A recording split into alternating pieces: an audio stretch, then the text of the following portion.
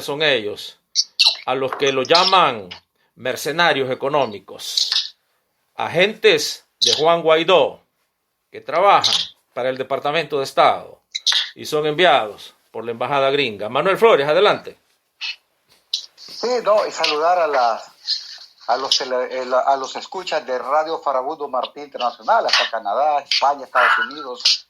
Realmente es un orgullo para mí el estarme comunicando con ellos, contigo, porque es la manera más fácil de estar en contacto permanente.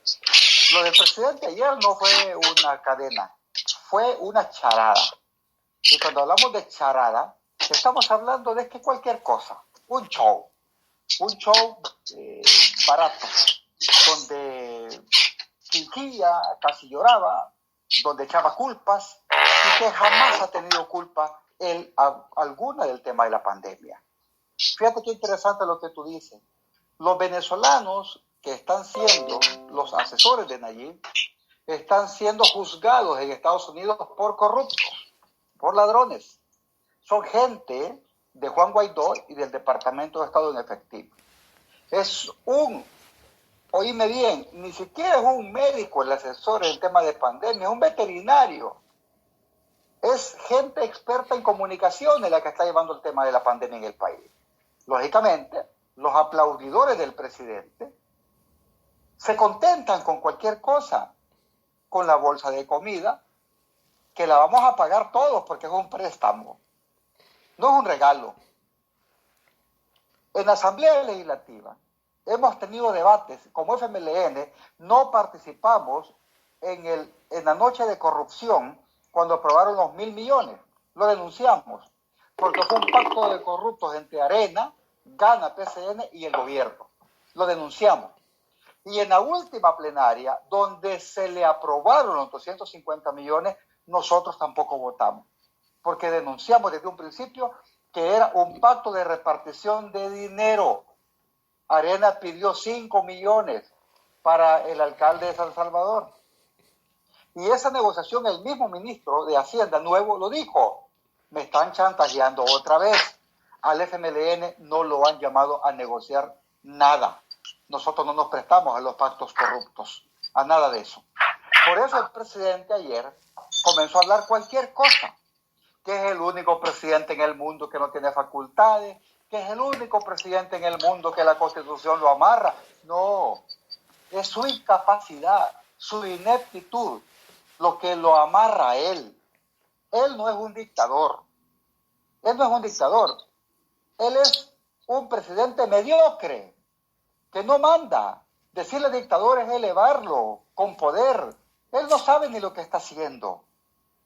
El que manda es Karim Bukele, el hermano de él. Karim Bukele llegó a la Asamblea a negociar los 1.000 millones de dólares. Karim Bukele fue a China a negociar. Karim Bukele es el que ha ido a las reuniones con los empresarios más grandes de ese país. Karim Bukele es el que manda y decide, no es Nayib. Nayib solo es un títere. Nayib solo habla lo que le escriben los asesores. Y el asesor de él se llama Karim Bukele. Por lo tanto, no nos confundamos. Nayib no pasa en el país, no conoce la realidad. Él la conoce en helicóptero. Y la población debe de darse cuenta que él anda en un helicóptero de más de 2 millones de dólares. En una caravana de casi 20 vehículos. ¿Y qué es lo que criticaba, pues? Él ganó por señalar a los gobiernos anteriores de nepotismo, de despilfarro, y ahora resulta que los que están haciendo negocios de la pandemia son sus ministros y sus familiares. ¿Cuál es la diferencia entonces?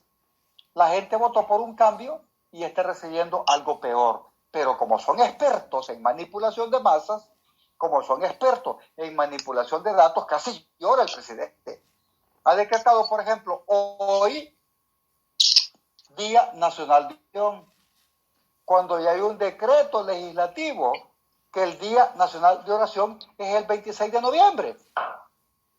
Por lo tanto, su decreto nada más es político.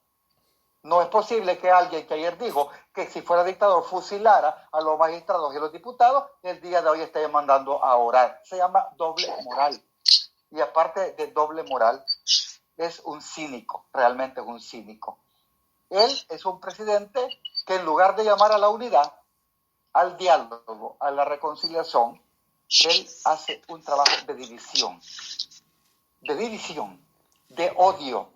El país es el único en la región que va a crecer negativo, menos 14%. Nicaragua va a crecer 14%. Puedes imaginarte a Nicaragua que la pandemia la trató de manera seria. Ahí está ese país trabajando ya. Claro, en su cadena el día de ayer, el presidente habló en contra de Nicaragua. ¿Sabes por qué? Porque es envidioso. Es envidioso. Y una persona envidiosa y narcisista, lo único que le interesa es quedar bien él. No le importan los muertos. El hospital famoso de Cisco, ahí está tirado todavía. Ahí está tirado. Él puede hablar de 1000 camas, puede hablar de 1000 UCIs. Pues sí, eso no se necesita. Se necesita combatir el virus en la comunidad como lo hizo Cuba. Sin préstamos, sin construir hospitales. Lo combatió con organización y con atención primaria. Esa es la diferencia entre un gobierno serio y un charlatán como el que tenemos en el país. Claro, mucha gente por odio, por revancha o por lo que sea, sigue aplaudiendo en contra del Frente y Arena. A nosotros que no nos mezclen con Arena, que no nos mezclen con esas miserias. Nosotros le podemos decir a este pueblo todo lo que hicimos durante 10 años. El error más grande es no haber podido comunicar. Y este gobierno comunica hasta lo que no hace. ¿Qué volvió a ofrecer ayer? Un bono de $150. Lo ofreció en febrero. No lo ha pagado en marzo, abril, mayo ni junio. No ha pagado nada. Ofreció $300 a los veteranos y 3,000 de indemnización. Ahí lo andan siguiendo. Pero ¿a quién echa la culpa? A la Asamblea Legislativa. Ya se le hizo maña acusar a la Asamblea como que la Asamblea es banco. Le hemos aprobado 3,000 millones para que se vaya a rebuscar a los organismos financieros. Y no es culpa de nosotros que sea tan inútil y no los haya podido conseguir. ¿Por qué nos echa la culpa? Ahora llega a la Asamblea y de 250 millones, de los 1,000 millones, para que lo aprobemos, le pedimos el plan de inversión y nos lo presenta. Eso dice la ley. No le vamos a dar un cheque en blanco para que el ministro de Agricultura siga haciendo su agosto desde julio. No ha dado cuentas de la compra, por ejemplo, de la comida cara a México, a una empresa cuestionada. Y se dice ahora que las visitas del presidente a Miami es hacer negocios, no es a otra cosa. Hacer negocios con Marco Rubio y los gusanos cubanos que viven en Miami, con la mafia cubana americana. Con ellos hace negocio. Allí compraron 3 millones de mascarillas a una persona que vende tazas, cerámica. ¿Qué se descubrió? Que el ministro de Salud remodeló su oficina comprando un equipo de café de 1,000 y pico de dólares. Se descubrió que el director de CEPA, presidente CEPA, remodeló su oficina por $80,000 en medio de la pandemia. Y los médicos comprando ropa usada afuera de los hospitales. ¿No les gusta eso? Si hasta Univisión lo sacó y comenzó a señalar que alguien había pagado ese reportaje. O sea, que el presidente nuestro, aparte de ser narcisista, aparte de querer quedar bien él, hasta en su peinado, no le importa la salud de la gente. ¿Sabes por qué? Porque es un negocio para ellos. Es un negocio porque están incluso rechazando la vacuna rusa. Porque el ministro se atrevió a decir que lo que le importa y le interesa es que el pueblo se inmunice de manera natural. ¿Habráse visto? Y la gente lo sigue viviendo.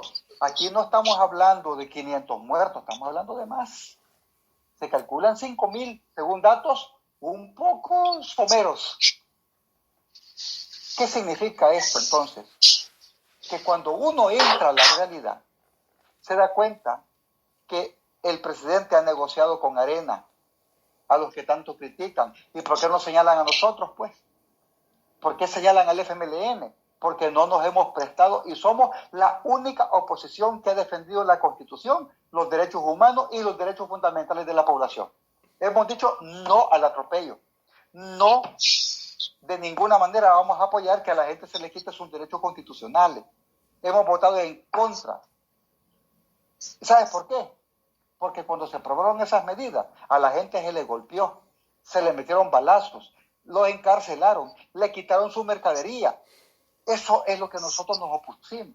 Y hoy el presidente, ayer, con su cara de inocente, ¿verdad? Pero sus actos lo delatan, queriendo decir que él no tiene culpa de lo que está pasando.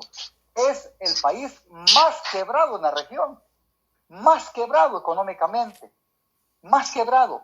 Quizás nos vamos a comparar con Haití en los próximos 6 meses. Han cerrado más de 40,000 negocios, pequeños, medianos y grandes. Se calcula que hay casi 400,000 desempleados hoy. 20%, 22% han bajado las remesas. La recaudación similar. Significa que las alcaldías el próximo año van a recibir menos FODES, porque el FODES es el 10% de la recaudación total del presupuesto. Si el FODES es si el presupuesto es de 5,000 millones, las alcaldías van a recibir 500 millones. Si se reduce un 20%, la recaudación y el presupuesto va a ser de 4,000 millones, por lo tanto las alcaldías van a recibir solo 400. Y muchas alcaldías del FODES dan salario, alumbrado público, recolección de basura, del FODES pagan una cantidad de cosas y hasta fiestas patronales. ¿Cómo van a hacer? Pregúntenle al presidente, no a la Asamblea Legislativa. Por eso los ministros no quieren dar informe y cuando llegan a dar el informe, llegan como bichitos malcriados. No quieren entregar el informe. El ministro de Defensa quizás se acordó cuando llegó a tomarse la Asamblea. El cipote ministro de Obras Públicas, que no sabe nada de Obras Públicas, haciendo berrinche. Todos haciendo berrinche. A nosotros no nos hacen berrinches, al pueblo. Es a la gente que los vio, infantiles. Pero ¿saben qué? Van a ser juzgados por corruptos, por hacer negocios con sus familiares. Ministro Laví, Coque Aguilar, hay que averiguar si Coque Aguilar sigue trabajando en el gobierno, después de hacer negocios sucios. Hay que averiguar a los ministros que están haciendo negocios como el de Agricultura. Ah, no, pero ellos salen diciendo que es falso, que están siendo objeto de ataque. No, ahí están los documentos. La Corte de Cuentas ya encontró 100,000 cuentas que no hubo destino de los $300. No se haya respuesta. 100,000 cuentas, $300. Estamos hablando de 30 millones que no se sabe dónde están. 30 millones, solo ahí te pongo un ejemplo. Han comprado insumos 3, 4 y 5 veces más caros. Están haciendo, para ellos la pandemia es un negocio. A la gente enferma la ven como cliente, no como paciente. Esa es la realidad del país. Y por eso hace cadenas de abobamiento, cadenas de lamento, para mentir, para ponerse de víctima, para ponerse que, ay, nadie me ayuda, qué ingratos, ¿por qué tanto odio contra el pueblo? Son expertos en hacer novelas. Pero yo le digo al presidente, ya 4 años y menos le quedan, menos de 4 años. Y se va a dar cuenta que va a tener que rendir todo y cada uno de sus actos. Usted y sus ministros, pregúntese por qué renunció el ministro de Hacienda, por qué renunció la directora del Seguro Social y su equipo. Y ha puesto de directora del Seguro Social a una funcionaria de la Dirección Nacional de Medicamentos, que no puede ser funcionaria porque es dueña de droguería y laboratorio. Todas esas averiguaciones van a salir para hacer sus negocios con sus cheros. Claro, mucha gente que vive fuera de El Salvador, las noticias que le llegan son las del presidente que está haciendo todo bien. El hospital más cool del mundo. No, necesitábamos que se atacara el COVID desde la comunidad, desde los ecos que él cerró. No construyó hospitales. Los hospitales significa que es un fracaso el plan. Si vos tenés 1,000 camas UCI, significa que fracasaste, porque no contuviste el virus en la comunidad. No hiciste la política correcta desde un principio, porque cuando se dijo que la pandemia iba a llegar, metió enfermos y sanos en el mismo cuarto, en los centros de contagio. Porque la mayor cantidad de contagiados en este país son policías, militares, médicos, enfermeras, cuerpos de socorro y voluntarios de CIFCO, voluntarios del MOP que llegaron a embolsar el producto para la alimentación. Allí estaba. Y de repente te decía 20 infectados de Soyapango. No, estaban en los centros de albergue, pero como el DUI era de Soyapango, le ponías miedo a la comunidad y la comunidad decía, ya allí no,